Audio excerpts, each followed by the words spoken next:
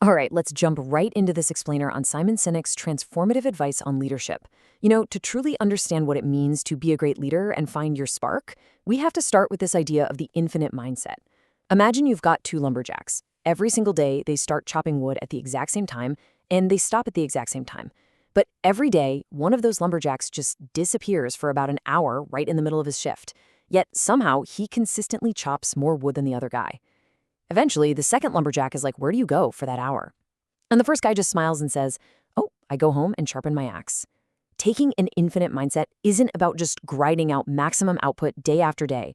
It's really about the long game. It's having the wisdom to take a step back, take a break, turn off your phone, and sharpen your axe so you can actually sustain your spark over a lifetime. So, to help us actually apply this infinite mindset, we're going to walk through the blueprint for finding your spark. We'll cover seeing what you want, taking care of each other, being the last to speak, accountability and true humility, empathy in the digital age, and finally, the right to love work. Let's kick things off with our first section. Rule number 1, see what you want and focus on the goal. Sinek tells this brilliant story about a post-race scene in Central Park that perfectly illustrates this. So after a run, there were these free bagels being given away. But there was a catch, right? On one side of a picnic table were the boxes of free bagels, and on the other side was this massively long line of tired runners waiting to get them. Sinek turns to his friend and says, "Hey, let's get a bagel." But his friend just flat out refuses, saying the line is way too long. And this right here is the whole point. There are really two ways to see the world. You are either looking at the bagel or you're looking at the line. Sinek? He could only see the bagels, so he literally just walked up, leaned in between two people, and grabbed his bagels right out of the box. He completely bypassed the line. The crucial takeaway for us is that you can absolutely break the rules to get what you want, and you definitely don't have to do it the way everyone else does. The only caveat, you just cannot deny anyone else their right to go after what they want. You've got to focus on the goal, not the obstacle. Moving right along to Rule 2, take care of each other. This is really the core of elite teams. When you look at who actually makes it through the brutally grueling selection process to become a United States Navy SEAL, the results are kind of shocking. The people who make it through aren't the giant guys with bulging muscles covered in tattoos trying to prove how tough they are. It's not the star college athletes who've frankly never been tested to their core. Actually, some of the guys who become SEALs are totally scrawny, and you can literally see them shivering out of pure fear. But they all share one incredibly critical trait. When they are physically and emotionally spent, when they have absolutely nothing left in the tank, they somehow dig down deep and find the energy to help the person to their left and their right. Advancing in a highly dangerous, high-stress world requires getting really, really good at asking for help, accepting it, and prioritizing the care of the people right next to you. Next up is Rule 3, be the last to speak, or what we can call the Mandela framework. When Nelson Mandela, who was obviously universally regarded as an incredible leader, was asked how he learned his trade, he actually credited his father, who was a tribal chief. Mandela noticed two very specific things his father always did. Step 1, they always sat in a circle. Step 2, his father was always the last person to speak. Now, we're told our whole lives that we need to learn how to listen, right? But the real skill is learning to hold your opinion until everyone else has had their say. Think about it. When you walk into a room and announce, "Here's the problem, here's what I think, now what do you guys think?" It's already too late. You've biased the room. Being the last to speak makes people feel truly heard. Plus, it gives you the massive, massive benefit of understanding all the different perspectives before you render your own opinion. So sit there, don't nod, yes or no. Just ask questions to understand their why, and keep your own thoughts to yourself until the very end. That brings us to Rule 4, accountability and true humility, which is all about taking responsibility. Let's take a quick trip back to the 18th century to really understand the high stakes of accountability. There was this horrific phenomenon known as purple fever, or the Black Death of childbed, where women were tragically dying within 48 hours of giving birth. Now, this was an era of empirical science, so doctors naturally wanted to study the cause. So picture this. In the morning, they would conduct autopsies on the corpses of the victims, and then in the afternoon, they would literally walk over and go deliver babies. Fast forward to the mid-1800s, and Dr. Oliver Wendell Holmes finally points out that doctors weren't washing their hands between the autopsies and the deliveries. He effectively tells them, "Guys, you are the problem." But instead of taking accountability, they called him crazy. They completely ignored his advice for 30 long years. It wasn't until they finally started sterilizing their instruments that the disease completely disappeared. To put that into perspective, before doctors finally took accountability, the mortality rate for women giving birth in some of these hospitals hit a staggering 70%. 70%. So the huge lesson here is that sometimes, as a leader, you are the problem.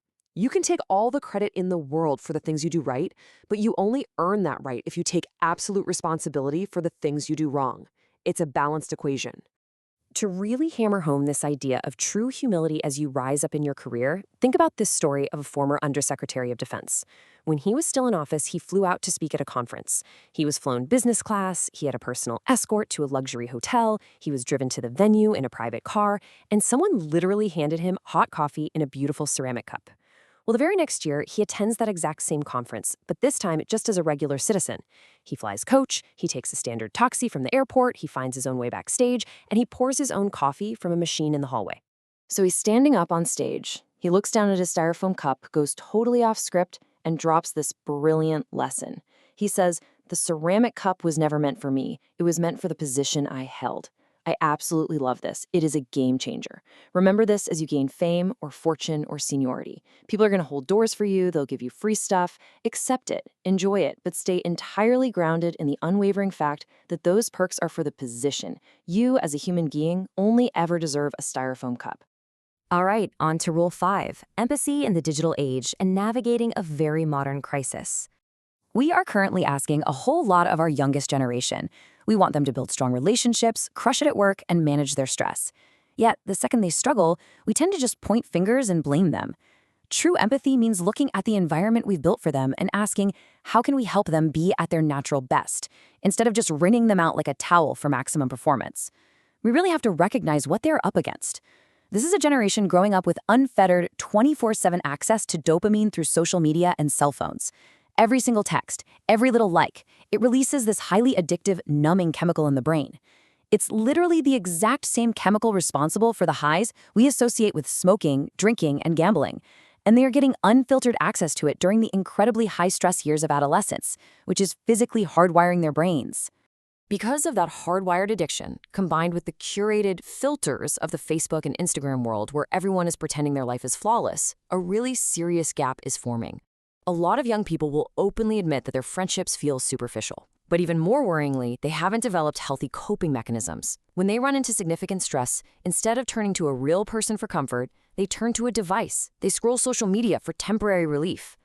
As leaders, we absolutely must understand this reality with genuine empathy, not judgment, if we have any hope of guiding them effectively.